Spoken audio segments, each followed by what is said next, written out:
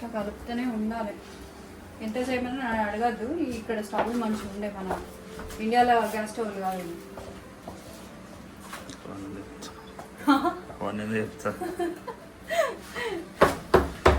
ఇంకా అయితలేదు అనుకుంటారు కదా, అందుకనే చెప్తా.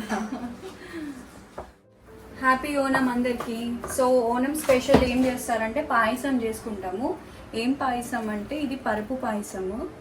పరుపు పాయసము మనం రోస్టెడ్ పెసరపప్పు ఉంటుంది కదా, దాన్ని 2 times వాష్ చేసి మంచి కుక్కర్లో లో మీడియంలో ఒక 4-5 విజిల్స్ వచ్చేటట్టు ఇట్లా మెత్తగా చేయాలి.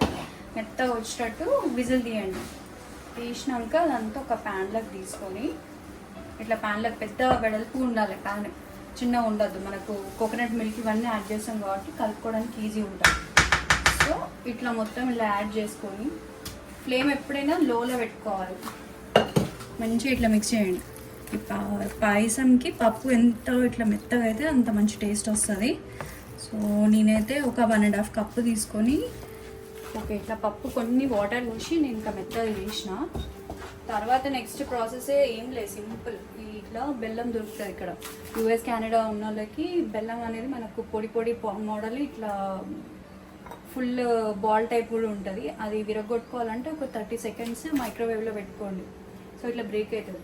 క్వాంటిటీ వచ్చేసి నేనైతే ఈ కటోరీకి 1.5 కప్ పప్పు తీసుకున్నా. సో దీని బేస్ మీద నేను 1 కప్ బెల్లం తీసుకుంటా.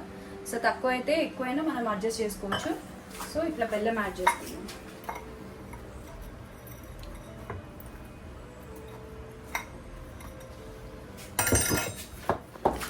సో బెల్లము ఇట్లా కలుపుతూ ఉంటే నాకు ఇట్లా కరిగిపోయింది. నేను లైట్గా వాటర్ యాడ్ చేసిన, కొంచెం గట్టిగా అవుతుందని చెప్పి. క్వాంటిటీ 10 మెంబర్స్కి కాబట్టి కొంచెం లూజ్ చేసి ఉండే. కలర్ కూడా చూసిండే ఎట్లుందో. కలర్ మంచి కలర్ వచ్చింది కదా, ఇట్లా బ్రౌనిష్ టైప్ రావాలి కలర్. ఇట్లా మిక్స్ చేస్తూనే ఉన్నాను నేను. పప్పు కూడా ఇట్లా మెత్తగా ఇట్లా అయిపోవాలి, బెల్లంలో మిక్స్ అయిపోవాలి. నెక్స్ట్ ప్రాసెస్ వచ్చేసి ఈ కోకోనట్ మిల్క్ మనకు బయట దొరుకుతాయి టిన్స్లో. సో నేనైతే కంప్లీట్ 1 tin యాడ్ చేస్తున్నా. మీకు తక్కువ క్వాంటిటీ తీసుకుంటే బెల్లం ఉన్న పప్పు ఒక 1/2 tin వేసుకోండి ఫ్లేవర్ కోసం.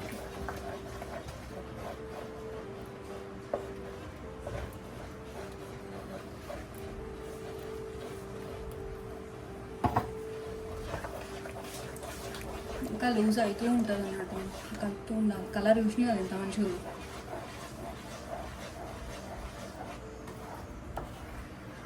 ఇది ఫేమస్ అన్నట్టు కేరళలో, అండ్ ఓన్లీ ఫెస్టివల్స్కి ఎక్కువ తింటారు. నాకు మా అత్తమ్మ నేర్పించుండే పరుపు పాయసం. నేను ఇప్పుడు ఇక్కడ అందరికీ స్ప్రెడ్ చేసిన పరుపు పాయసం టేస్ట్. మా వాళ్ళు కూడా దీనికి ఫ్యాన్స్ అన్నట్టు పరుపు పాయసంకి. ఓన్లీ ఓనంకే చేసుకుంటాం మేము.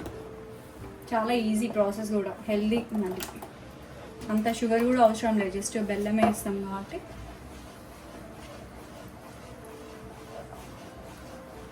చూసిన కదా కలర్ ఎంత బాగుందో. సో ఇంకో స్టవ్ మీద ఇంకొక ప్యాన్ పెట్టుకొని 2 spoons గీ వేసుకొని జీడిపప్పు కిస్మిస్ అందులో ఫ్రై చేసుకున్నా. మీరు కావాలంటే స్లైసెస్ ఉంటాయి కదా కోకోనట్వి, అవి కూడా యాడ్ చేసుకోవచ్చు. సో మధ్య మధ్యలో పక్కన పాయసం కలుపుతూ ఉండండి, అడుగు అంటకుండా ఉంటుంది. తర్వాత దాంట్లో ఒక 3 ఇలాచీ పౌడర్ చేసుకొని ఇందులో యాడ్ చేసుకున్న ఫ్లేవర్ కోసం. అది కూడా మిక్స్ చేసి పాయసంలో ఈ జీడిపప్పు ఇవన్నీ యాడ్ చేసేసుకోండి. ఒకసారి కలిపి టేస్ట్ కూడా చూద్దాము. ఇది వేడిగా తిన్నా బాగుంటుంది, చల్లగా తిన్నా కూడా బాగుంటుంది. అది ఒక స్పూన్తో అయిపోయేటట్లేదు నేను. చాలా బాగుంది.